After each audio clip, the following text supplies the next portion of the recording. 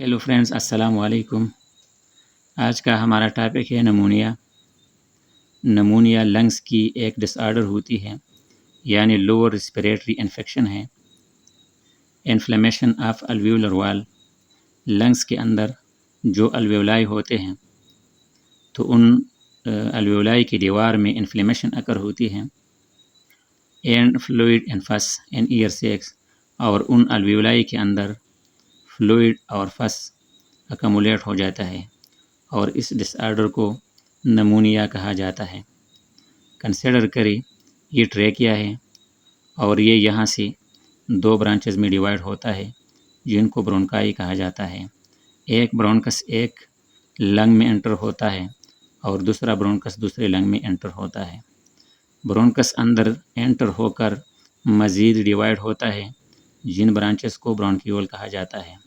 हर bronchiole के आखिर and पर a bunch of alveoli attach होते हैं, यानी ये ईयर सेक्स अटैच होते हैं और ये year sex exchange of gases करते हैं। ये ईयर सेक है और बाहर ये कैपिलरी है। इस कैपिलरी में बॉडी से CO2 आता है और यहाँ से डिफ्यूज़ होके अल्वियोलस के अंदर चला जाता है और इस अल्वियोलस से इस रास्ते जिसको ब्रोंकियोल कहा जाता है, इसके ज़रिए बाहर एक्सहेल किया जाता है। जबकि बाहर से जो ऑक्सीजन यहाँ एंटर होता है अल्वियोलस में, वो यहाँ से डिफ्यूज़ होकर कैपिलरी में आता है और कैपिलरी से बॉडी टिश्यूज़ में ट्रांसपोर्ट हो जाता है। तो अल्वियोलस का normal function exchange of gases होती है, लेकिन जब नमूनिया की डिफेक्ट अकर हो जाती है और ये डिसऑर्डर का सामना हो जाता है तो फिर उस कंडीशन में अल्वियोलस अपना काम या अल्वियोलाई अपना फंक्शन परफॉर्म नहीं कर सकती, जो कि एक्सचेंज ऑफ गैसेस का काम है। अगर एक बंच को निकालें तो ये बंच हेल्थी बंच है अल्वियोलाई का, यानी यहाँ पर बिल्कुल नॉर्मल ये फंक्शन कर सकता है। अब अगर ये देख लें तो इस अल्वियोलस के अंदर फ्लूइड और पस अकमुलेट हो गए हैं और ये इन्फेक्टेड बंच ऑफ अल्वियोलाई है या ईयर सेक्स का एक इन्फेक्टेड बंच है। तो ये थी डिफिनेशन नमूनिया की और इसके लोकेशन जो कि लंग्स के अंदर अल्वियोलाई में ये डिसऑर्डर अकर होते हैं।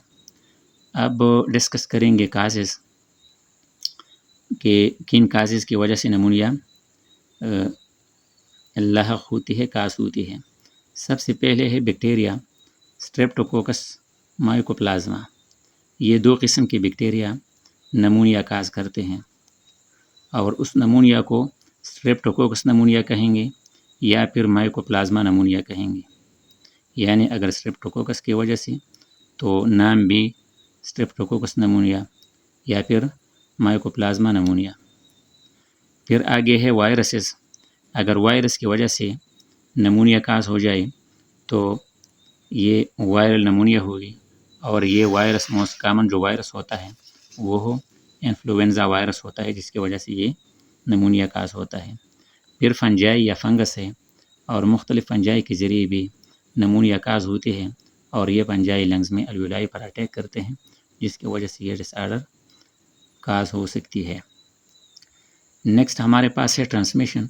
नमूनिया की ट्रांसमिशन एक इन्फेक्टेड पर्सन से हेल्थी पर्सन में कैसे होती है, यानी जब इन्फेक्टेड पर्सन कफिंग करता है, स्नीजिंग करता है, टॉकिंग करता है, तो इन तीनों एक्शंस कामों की वजह से उसके जिस्म से या उसके मुंह से एरोसोल ड्रॉपलेट्स रिलीज़ होते हैं और इन ड्रॉप्स की वजह से जो हेल्थी पर्सन होता है ये ड्रॉपलेट्स उसके मुंह, उसके नाक या उसके आंखों के ज़रिए उसके जिस्म में एंटर होकर उसको भी नमूनिया की बीमारी या डिसऑर्डर लग जाती है। फिर है other complication if not treated. अगर नमूनिया की ट्रीटमेंट न की जाए तो कौन से कॉम्प्लिकेशंस का सामना हो सकता है। तो उन कॉम्प्लिकेशंस में तीन बुनियादी ये मैंने यहाँ आपके लिए लिखे हैं। सबसे पहले है pleural effusion, fluid between lung and chest cavity. Pleural effusion, pleura वो मेम्ब्रेन होता है जो लंग्स की इर्द गिर्द मौजूद होता है। इस प्लेउरल मेम्ब्रेन के बाहर फ्लूइड अकमुलेट हो जाती है और इसको प्लेउरल इफ्यूजन कहा जाता है। यानी लंग के ممبرین اور چیسٹ کیویٹی کے درمیان جو اسپیس ہوتی ہے اس میں فلوئڈ اکمولیٹ ہو جاتی ہے اور اس کنڈیشن کو پلیورل ایفیوژن کہا جاتا ہے۔ سیکنڈ کمپلیکیشن ہے ایمفائیما، اور اس میں پس اکمولیشن ہو جاتی ہے، یعنی پلیورل ممبرین کے باہر جو اسپیس ہوتی ہے اس میں پس اکمولیشن ہو جاتی ہے، تو یہ دوسرا ایک کمپلیکیشن تھا۔ اور تھرڈ نمبر پر ہمارے پاس ہے ہائپونیٹریما۔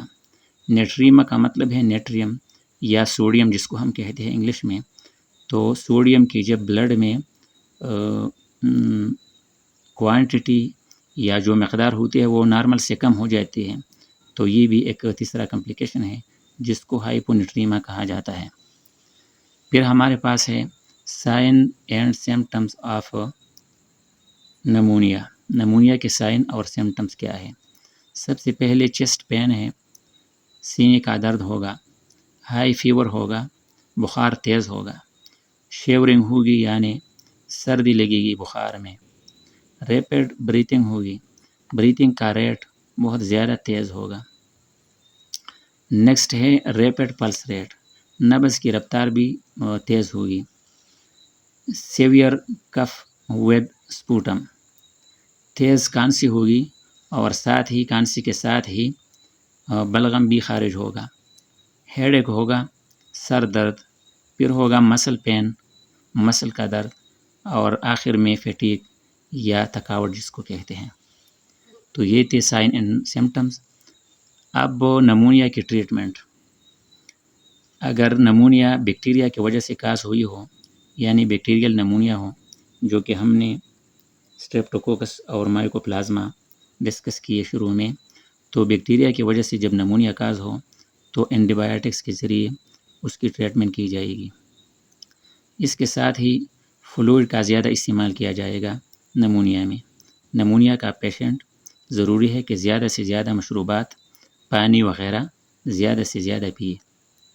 اور تھرڈ نمبر ہے اینٹی پائریٹکس، یعنی بخار کے میڈیسن، اینٹی پائریٹک بخار اتارنے والے جو میڈیسنز ہوتے ہیں ان کو استعمال کیا جائے گا تاکہ بخار نہ ہو۔